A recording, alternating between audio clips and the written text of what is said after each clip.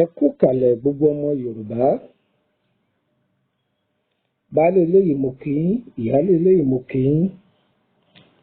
Mo kí gbogbo ọmọ kóòtù òjíire nílé lóko káàkiri gbogbo àgbáńlá ayé. Gbogbo ẹ̀yin tẹ́ wà ní òkè òkun àtẹ̀yin tẹ́ wà ní ìgbèrí ọ̀sà. Gbogbo wákàtí tí ètò yìí bá bá yín yóò jẹ́ wákàtí ìdùnnú.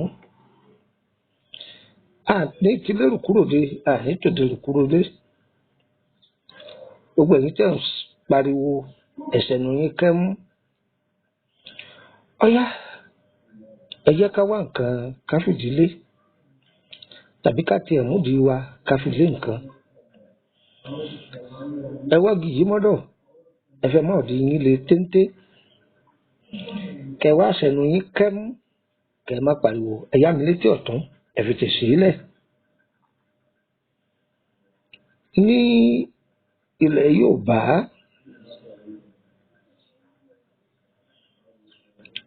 Ọlọ́run fún àwọn bàbá wa ní ẹ̀kọ́ tó gbọ̀ngbọ́n. Bí ọgbọ́n ìṣe wà nílẹ̀ Yorùbá, ó wà nílẹ̀ Haúsá, ó wà nílẹ̀ Yíbò, tí ìdọ́dọ̀ àwọn tápà káàkiri. Ṣùgbọ́n bí kálukú ti ń lo tiẹ̀ ọ̀tọ̀ọ̀tọ̀ ni. Kódà àwọn èèbó onígẹ̀ẹ́sì àwọn náà máa ṣe é. Àmọ́ ohun tí máa wo àwọn èèyàn dúdú ni pé kó ṣàjẹ́ pé èèbó ló mú kinní kan lọ́wọ́. Tí èèbó bá ti mú kinní kan lọ́wọ́ báyìí, a máa gbé lárugẹ. Àwọn dúdú tiwa tó yẹ ká gbé lárugẹ ẹnu là á fi yẹ̀gẹ̀ rẹ̀ wálẹ̀. Elédùmarè, ẹ̀mí àtakò àwọn olójú ubú má jẹ́ wọ́n pa náírà ògo wa. Ẹ wo ohun tí mo mú àwòrán rẹ̀ wáyìí. À ń pè ní àgbo ìbora. Arákùnrin yìí jókòó ti àgbo, ó ń bora. Tí wọ́n bá léèyàn bora, òun ni kó jẹ́ pé nǹkan tá a gbé kaná, a sọ̀ kalẹ̀. Bóyá àwọn ọ̀jọ̀gbọ́n ní ká faṣọ bò ó mọ́ra. Òun là ń pè ní ìbora. Àgbo nìkan kọ́ là á fi bora. Tùràrí náà à fi òun náà bora.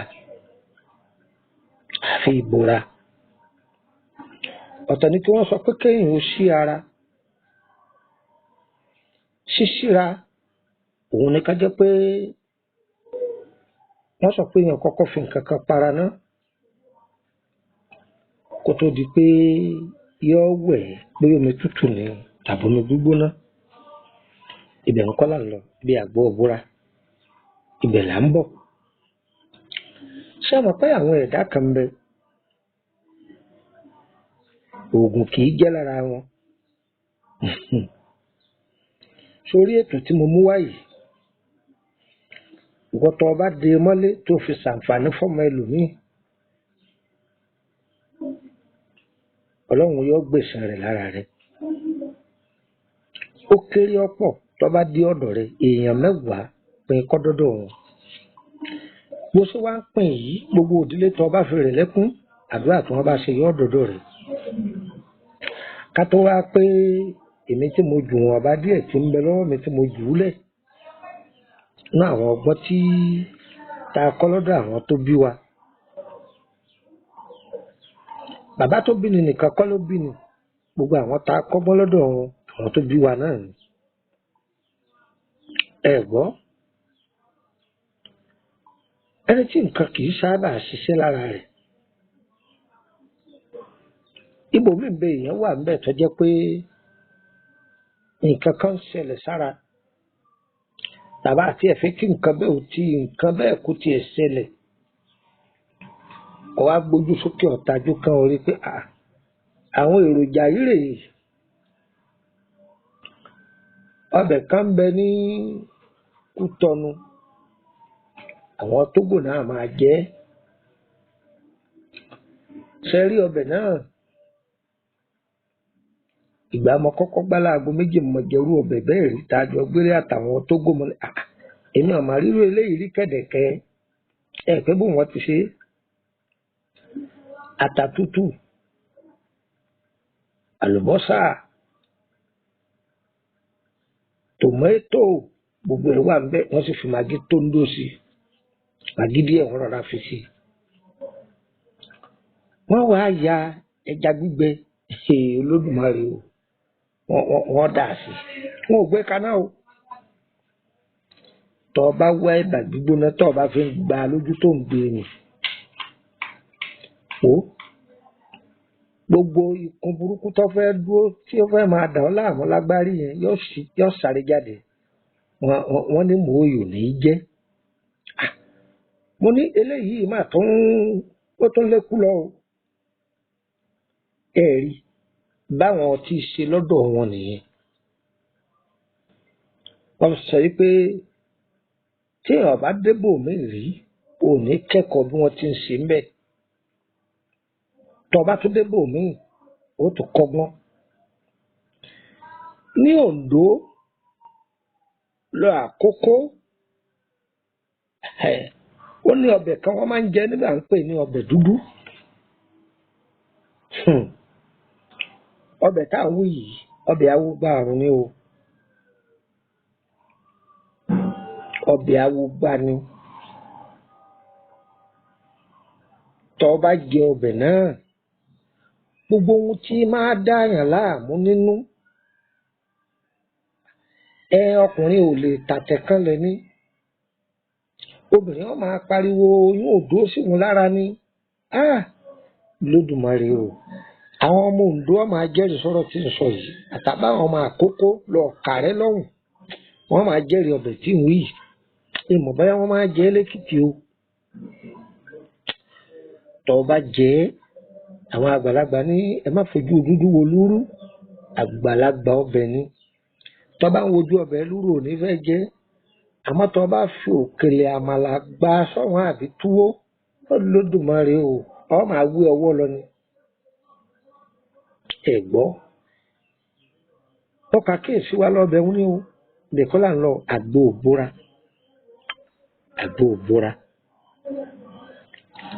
wọ́n fi ń lé ẹ̀mí búburú jáde lára wọ́n fi dènà àrùn ara tí àárẹ̀ bá mú yàn tí wọ́n ti náwó lórí àárẹ̀ náà tí a bá ń lo Àgbo Ìbora yìí òǹtọ̀hún yóò tètè gbọ́ wíwò tí ó bá jẹ́ pé tí Ọlọ́run ti ka ọjọ́ fún pé ó kù iye ọjọ́ báyìí tí ó lò lókè pẹ̀ tí ó fi lọ òun náà ní gbọ́ wíwò àmọ́ èèyàn máa sọ pé òun ò róorun sùn ni tóun bá ṣe kíní kan báyìí ní máa rí tóun bá ṣe kíní kan báyìí ní máa rí ṣẹ́ni lórí Àgbo Ìbora yìí tá a bá bẹ̀rẹ̀ láti apá kìíní ìmọ̀ye apáta tó dúró o ìmọ̀ye apáta aṣínà rẹ̀ ń bẹ ìṣẹ́gun rẹ̀ ń bẹ ẹ̀bẹ̀ àgbà rẹ̀ ń bẹ ìwòsàn àrùn rẹ̀ ń bẹ ọpọlọ jàrá bẹ́ẹ̀ ajẹ́gun rẹ̀ wà bẹ́ẹ̀ ni pápá jùlọ ẹ̀yin tẹ́ wà lókè òkun torí pé ẹlòmíín bẹ kò ní fẹ́ káyé ọmọ bóun lo nǹkan ẹni tó wà lókè òkun ẹni máa rìn lọ́kẹ́ rí nára àwọn ewé tá a máa júwe ẹ̀mí ẹ̀sìn lè máa rí tọ́jà pé ẹ kàn bá àwọn eléwé ọmọ ni wọ́n kàn bá yín dì ẹ̀yin ọmọ bẹ́ẹ̀ ti máa yanjú ara yín lọ́hùn kò sí ohun tó kan nìkan mọ́. Ọbẹ̀ ló délẹ̀ yìí o, ọbẹ̀ ló délẹ̀ yìí. Màá kà fún yín yóò pé ìwọ náà fi sọmọ ọmọ aráyé sí wọn lóore. Wọ́n tí fídíò yìí bá wá dọ́wọ́ rẹ̀ tọ́ bá dé mọ́lé orí tí wọn náà wá ọlọ́run ò ní jó tó ọ lọ́wọ́ o, ìǹsí pé o. Ṣùgbọ́n tó bá ti sílẹ̀ fọmọ ẹ̀dẹ́ ènìyàn tí wọn náà pín kiri, ọlọ́run o, oore yìí tó retí àti èyí tó retí wàràwàrà lọ́lọ́wọ́ máa fi tọ́ ọ lọ́wọ́, ọyẹ máa bá ń ká lọ. Orúkọ mi ni Lukman ọmọ Àyẹ̀dáre, bàbá ọgbọ́n, ọmọ ọ̀dọ̀ àgbà.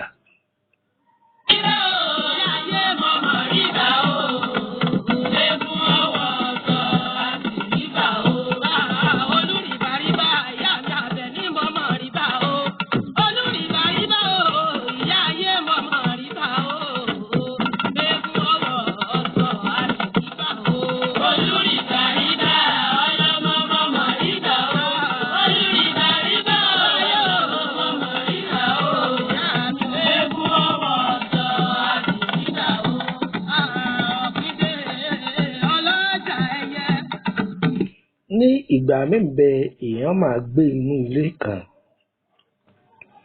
àwọn ẹlẹ́mìí òkùnkùn wọ́n pọ̀ níbẹ̀ tó jẹ́ pé ohun tó bá ti gbé wọlé náà wọ́n bàjẹ́. Tàbí èèyàn ò ní àkójọ, àlákàlà pọ̀ fún yẹn,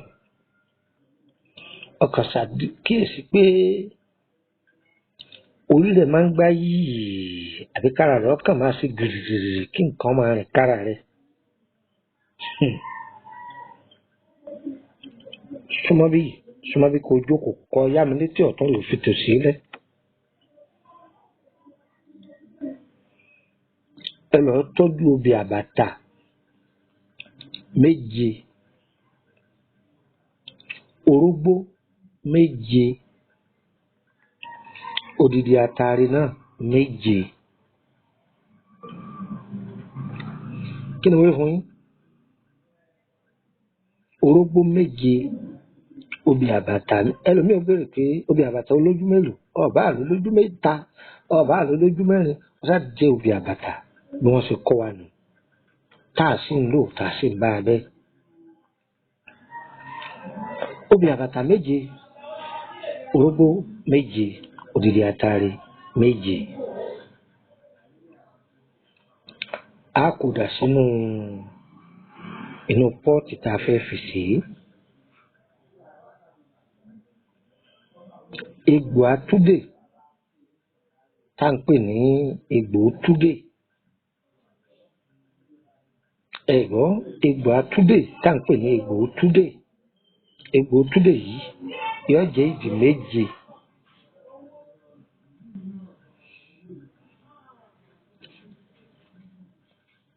Èpo ọ̀bọ̀ ẹ gé sí 7. Ẹ wá lọ wá ewé àkókò ẹ já òdùnú àpẹ. Ẹ ti jẹ́ ewé àkókò ẹ ti kó sínú àpẹ. Ewé làpálàpá funfun ẹ já òdùnú àpẹ.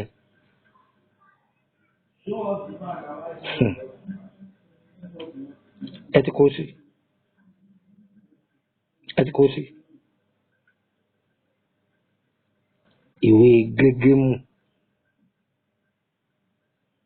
ẹ jẹ́ kó sí.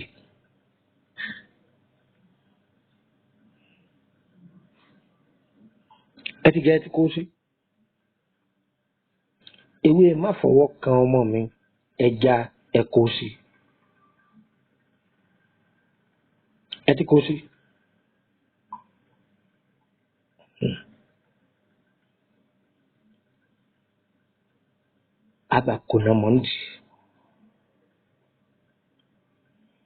Abako iná mọ́ nídìí sí ẹ̀. Ẹ bẹ̀rẹ̀ pé kí omi wo la lò? Omi inú ilé yìí náà ni ẹ bù sí. Tó pẹ̀rọ mi odò tí ń sàn ẹ bù sí. Bójú mi kànga ẹ bù sí. Bójú mi ẹ̀rọ ẹ bù sí. Ẹ sè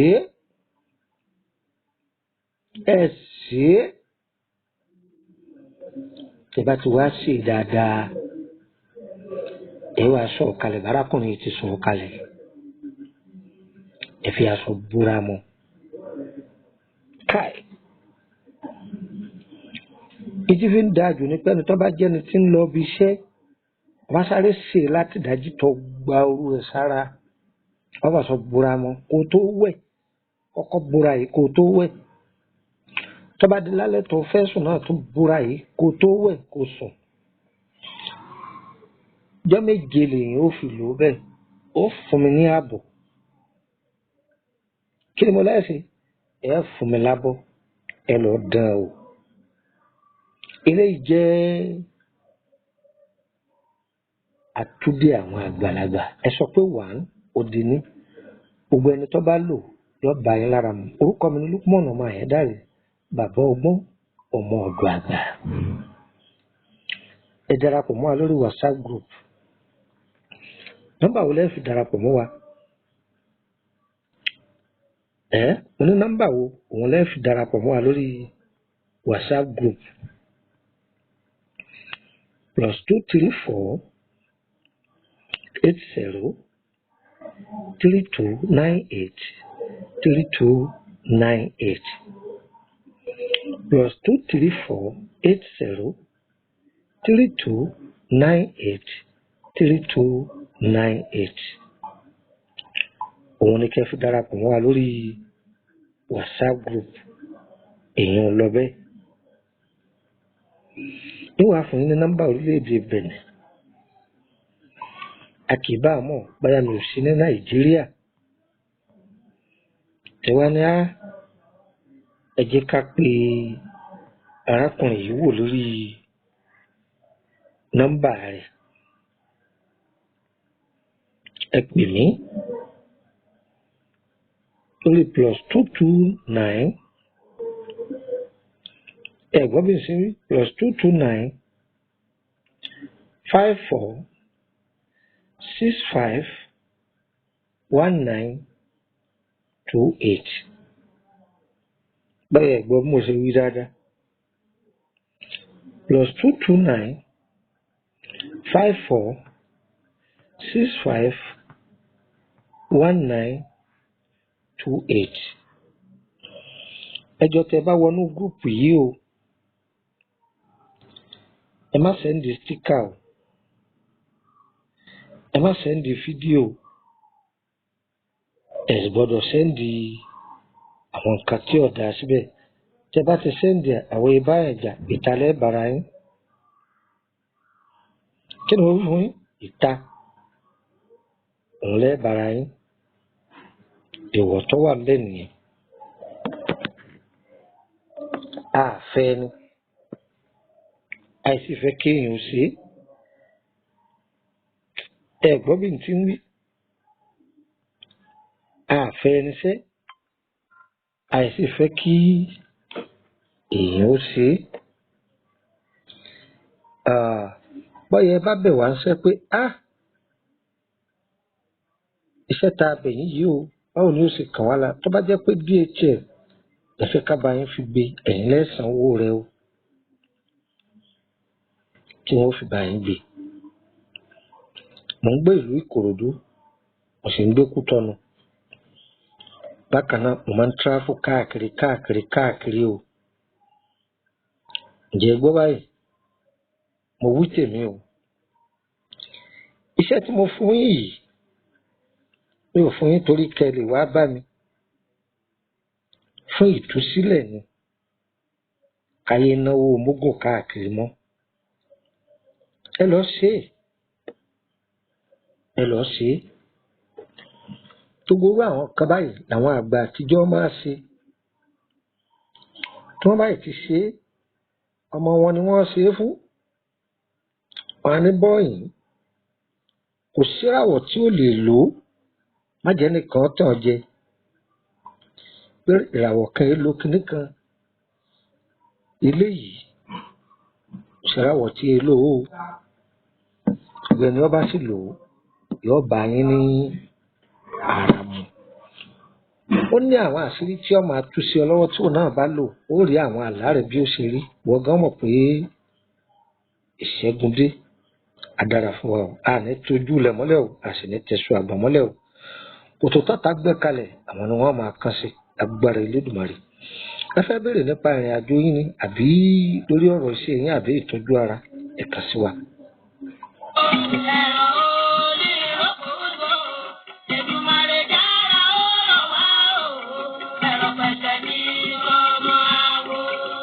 Mọ́kànjú ọlá kí ló dé tọrọ ayé ẹ̀ padà wá rí bó ṣe rí yìí. Pẹ̀lú bí mo ṣe ṣàlàyé fún ọ tó pé pa abẹ́rẹ́ lókun tọ̀. Bàbá àgbà oyè mo wí bẹ́ẹ̀ lẹ́yìn àgbà jẹ́ ló tún fẹ́. Bá sọ tẹ́lẹ̀ fà ọ̀bá fẹ́ lọ́jọ́ ńlànà. Kò sẹ́ni tí ó sọmọ rẹ̀ ní fáwí bẹ́ẹ̀. Mo pidán ìdájà sásán. Mo dára títí àràrà mọ́lẹ̀. Bàbá ṣé kí n mọ́tàn yín gbogbo ìgbìyànjú mi pàbó ní jásìn. Bàbá ayé ti sú mi. Má kánjú bó ti ṣe rí nǹkan lọ́dà. Bàbá bá ń bọ́ ọmọ kékeré sọ̀rọ̀ tí màjèsí ń gùngi ọrùn bí ti rí nù. Bí wọ́n bá ní kó pè bí ti rí wá. Gbọ́ ọba ni kò tí ì bàjẹ́ o. Bọ́ọ̀ bá tún ní lẹ́nu mìíràn. Má kánjú gba nọ́mbà yìí kó pè. Lukman ọmọ Àyẹ́dáre bàbá ọgbọ́n ọmọ ọ̀dọ̀ àgbà ní gbogbo ayé mọ̀ sí. Ojúlówó ọmọ sẹ́yìn ní bàbá rẹ̀ tó gbé gbogbo ọgbọ́n àtinúdá táwọn àgbà fi ń jágbà lọ́mọ rẹ̀ Lukman lọ́wọ́. Bí n bá ní tàn ọ́ kò sí gbogbo ìṣòro àbójòjò tá a bá gbé déwájú ọmọ Àyẹ́dáre tẹ́lẹ̀dùmarè ò ní fàṣírí rẹ̀ hàn àfi bí èèyàn bá déwájú rẹ̀ lóko. Bí ìrìnàjò rẹ bá wá ka lórílẹ̀‐èdè Nàìjíríà nọ́mbà tó pè sí rẹ̀ +234 80 32 98 32 98. Òun náà ló sì lè fi bá wọn sọ̀rọ̀ lórí WhatsApp bọ́ńbẹ́ nílé ni tàbí lókè òkun. Bí bàbá ọgbọ́n ọmọ ọ̀dọ̀ àgbà bá wá wà nílùú Kútọ́nù nọ́mbà yìí ló lè fi kàn sí wọn tí ó ṣàlàyé ibi tó ti pàdé ẹ̀ +229 54 65 1928. Fọkàn balẹ̀ lọ́sọ̀dọ̀dọ̀ ìbànújẹ́ mọ́. Bọ́ ọ bá lè débẹ̀, ọ̀rọ̀ rẹ̀ á gbọ́ kì í sọ̀rọ̀ àwàdà.